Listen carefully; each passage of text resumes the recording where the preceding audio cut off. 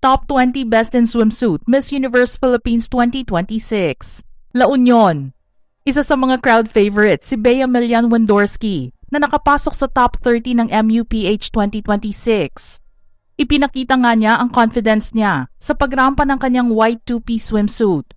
Sabi nga niya sa kanyang post, "Progress and process over perfection."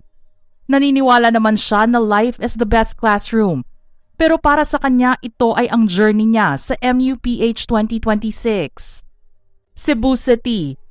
Malakas din ang naging hiyawan ng audience sa coronation night ng MUPH 2026 sa paglabas ni April Smith para sa swimsuit competition.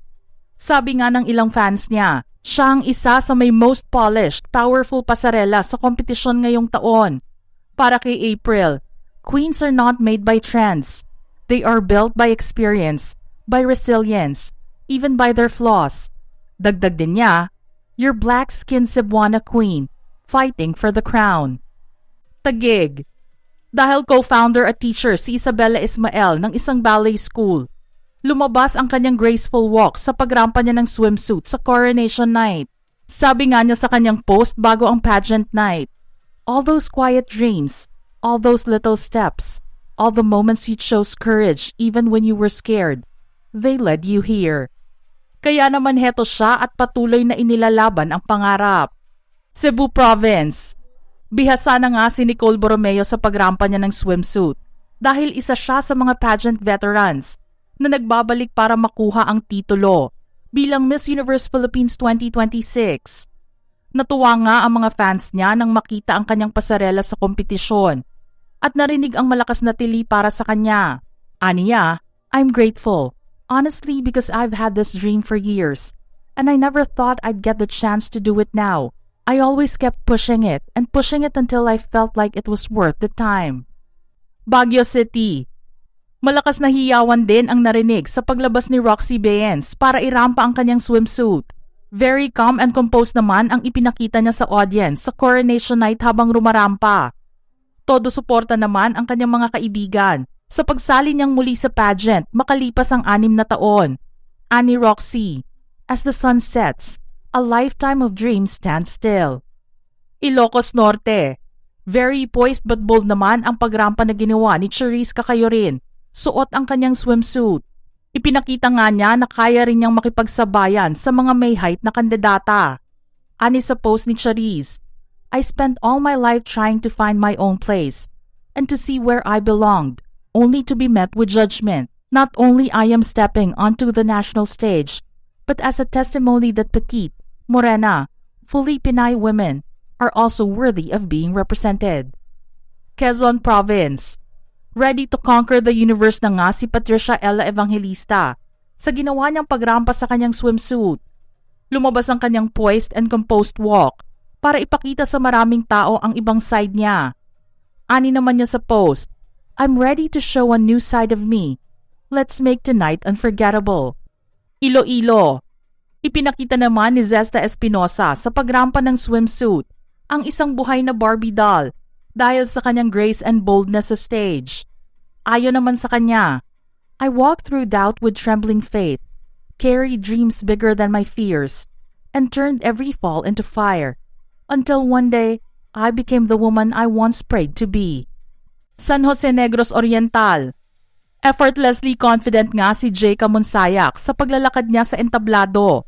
Suot ang kanyang two-piece swimsuit. Pero para sa kanya, she's always been the girl who never shuts up about being Filipino.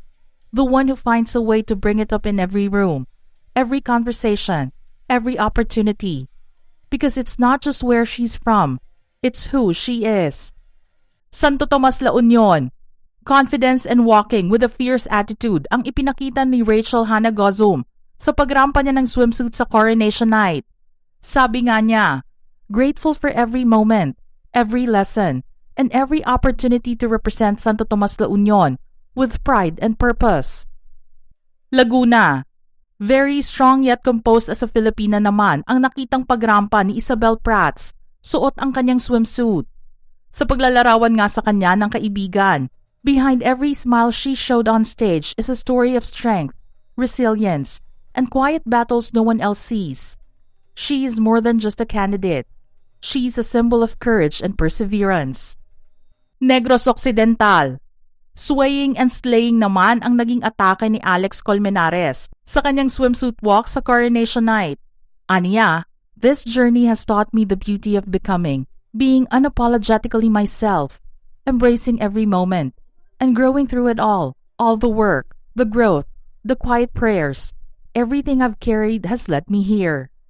Tarlac. Ipinakita naman ni Marian Arellano ang unshaken and secured walk sa kanyang suot na two-piece swimsuit. Marami nga ang nagsabing ang linis tingnan ng kanyang paglalakad sa entablado. Sabi naman niya, almost there, trusting the journey and holding on to gratitude. Pangasinan.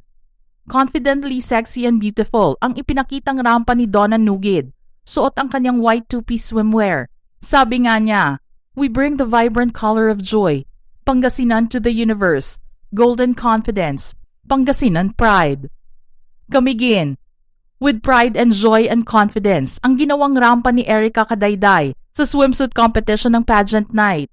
Ika nga niya, as I walk into this moment, I carry not just a dream, but everything this journey has taught me, independence, and quiet trust in myself.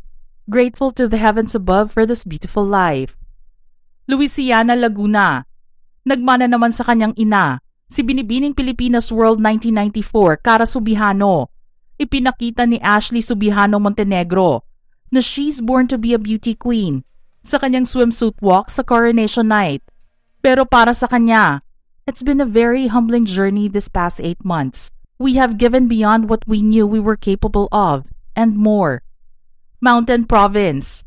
Full of power nga ang pagrampa ni Linery Montero Yodong para ipakita sa audience ang kanyang swimsuit walk sa pageant night. Para nga sa kanya, every chapter away from the stage was part of the preparation. Every detour, every soul I met, every version of me that refused to quit led me here.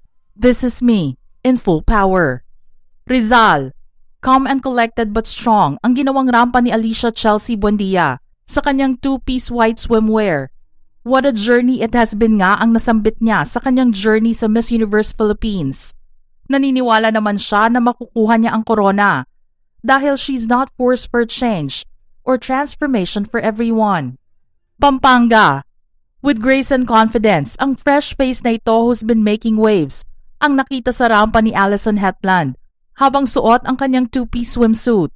Para sa kanya, it has been a quiet yet meaningful journey, carrying the pride of my hometown with grace and purpose. For now, we continue to walk with strength, with eyes set on the crown. Sultan Kudarat.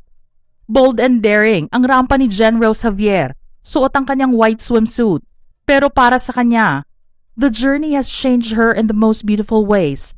She learned to trust herself, embrace her voice, and rise stronger after every challenge. She may be chasing a crown, but the greatest reward has been becoming a better version of herself. Mga ka-showbiz peeps, anong masasabi nyo sa listahang ito? Share your thoughts in the comments section below.